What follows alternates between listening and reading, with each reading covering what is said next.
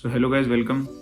In this part of video we'll see how to make entry in cargo record book once we have discharged the cargo. So we'll continue.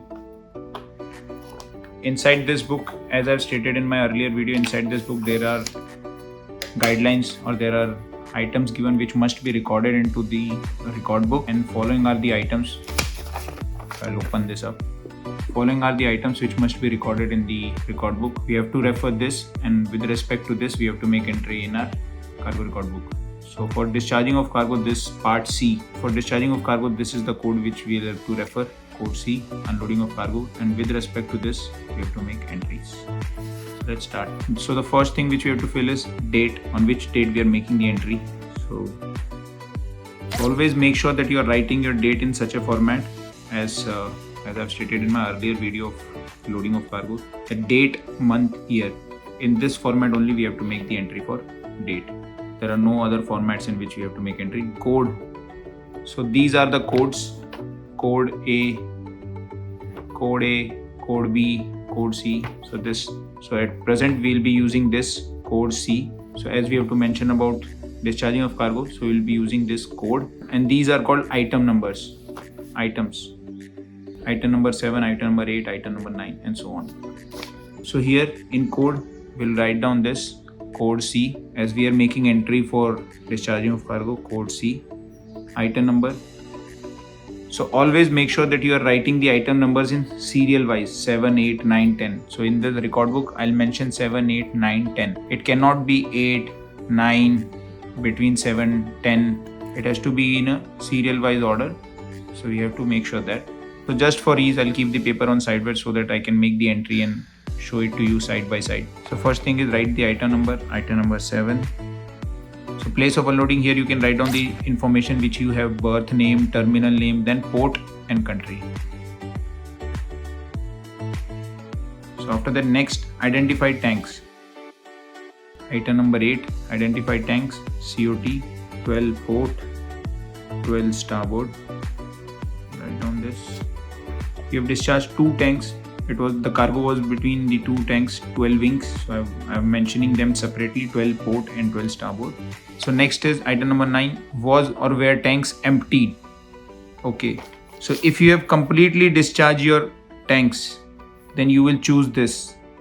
But if you had cut the cargoes, like for example, you were loaded full with the cargo, but you have only part discharge. But you have only part discharged the cargo. You have discharged cargo 25-30% or anything which was not 100%. You have not stripped the tanks, so you will use 9.2. But if you have completely discharged and stripped, then you will use 9.1. So I'll show you in different example as well. So as I have completely discharged the cargo, completely empty and stripped the cargo, so I will use this 9.1. Now the next thing is, here they will ask, confirm that the procedure of emptying and stripping has been performed in accordance with ship's procedure and arrangement manual. List, trim, stripping temperature. So once we are making entry for this, we have to also mention how much was the list, what was the trim, and what was the stripping temperature. But the stripping temperature here, it means the cargo temperature at the end. That's all. This has nothing fancy in it. So it's just the cargo temperature once we were stripping the tank. That means at the end of discharging, what was the temperature of the cargo. So here, if you want, you can just write down the abbreviation P&A manual as per ship's P&A manual, or you can write down ship's procedure and arrangement manual.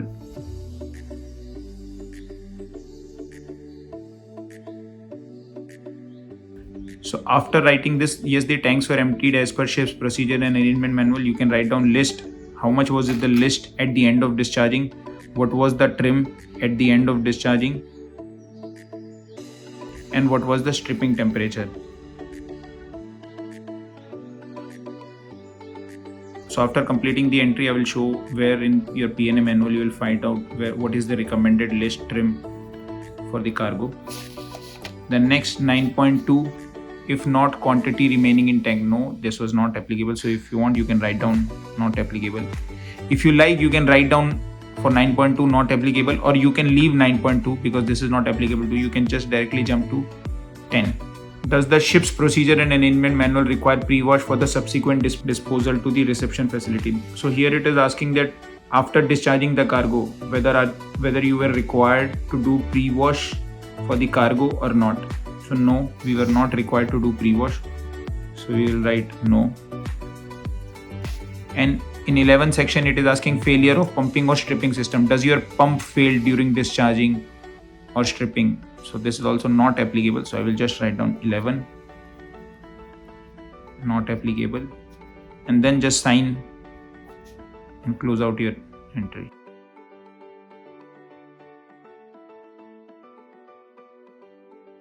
So this is my P&A manual. In this P&A manual, if I have to open this, so you can refer to your section as well in your P&A manual. Here, so on completion of main unloading, the tank must be stripped. When stripping any cargo tank line, the vessel should have following trim list: minimum 1 meter trim and about 0 degree list. So this is what they have mentioned. More than 1 degree, yes, you can 1.1, 1.2, 2 meter. You can have that much of trim. But minimum is 1 meter trim as per my P&A manual. In your P&A manual, it might be different. So just check for that. List, here they have mentioned 0 degree. So while discharging cargo, I have to make sure that my list is 0 degree. So I cannot have trim of 0.8 meter while discharging cargo. If I do so, or if we have trim of less than 1 meter while discharging a cargo, then I would be required to do pre-wash of the cargo. Hence, to avoid the pre-wash of any cargo, we have to follow the P&A manual, and we have to follow the guidelines which is given there, that this is the minimum trim and this is the minimum, and this is the list which we have to make sure which must be there once we are completing the discharging of cargo. If not, then we will be required to do pre-wash. Now next we will see a second example where we have discharged 2 cargoes on single date at same port, and 1 cargo we only discharge part. That means this was not fully discharged and this was discharged fully. So how do we make entry when more than 1 cargo is discharged at single port and 1 cargo is fully discharged, the other cargo is part discharge, that's not completely discharged. So basically once I'll cover this example, then all the different scenarios will be covered. So let's start. Place of unloading, again let's start from the beginning. We'll code C, first write down the date, then code. So code will be code C. Item number 7, again place of unloading.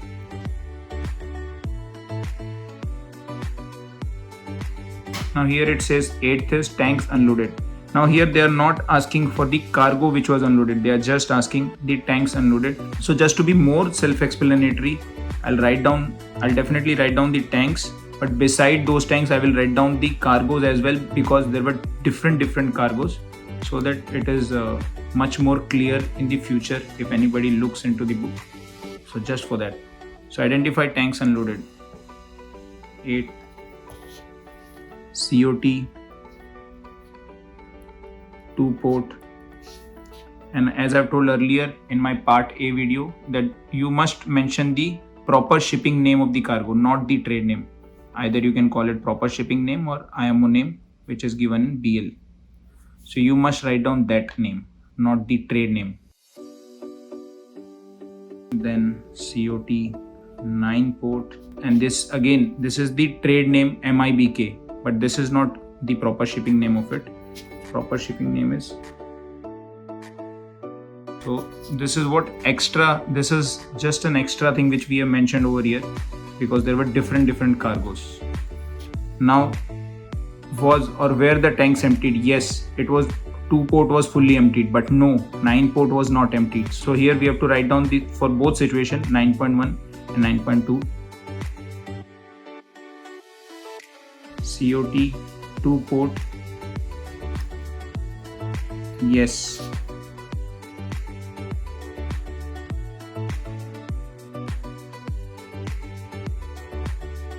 As I've said earlier, either you can write just P&A manual or the complete name, procedures and arrangements manual. List 0 trim 1.5 meter by a stern, yes. this also you must mention that trim here, it was from where, trim by stern or trim by head. So this also you must mention over here. Temperature 22 degree Celsius. So that's it. Now in 9.2 we will write down MIBK, as this cargo was not completely discharged, if not quantity remaining in tank. So 9.2 COT 9 port, quantity remaining. So here we can write down the quantity remaining in either meter cubes or metric ton, as it is nowhere mentioned in which format we have to write down, either in cubics or metric ton. So considering that, I will write down the quantity in metric ton in cargo record book. So considering that, I will write down the quantity in metric ton and not in cubics. 693.741 metric ton in air. Once we change over the page, anytime once we change over the page, make sure you write down the date, you write down the code, you write down the item number if it is a continuation of it. So I'll write down the date, code C and 9.2, so that it is clear that for which item we are writing over here. So then we can continue with the next item, that is 10. Does the ship P&A manual require pre-wash for the subsequent disposal? No. 10. No. 11. The failure of pumping or stripping system. Either you can write down no or not applicable. The better choice would be no. That's all. Again, then we'll close out.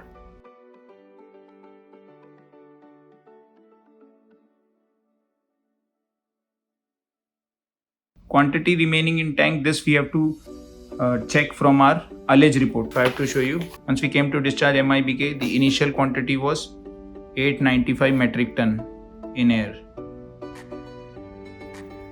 So this was before discharging, but after discharging we stopped the cargo and the quantity remaining in tank was 693.741 metric ton in air. So this is what we have mentioned over here from our ullage report.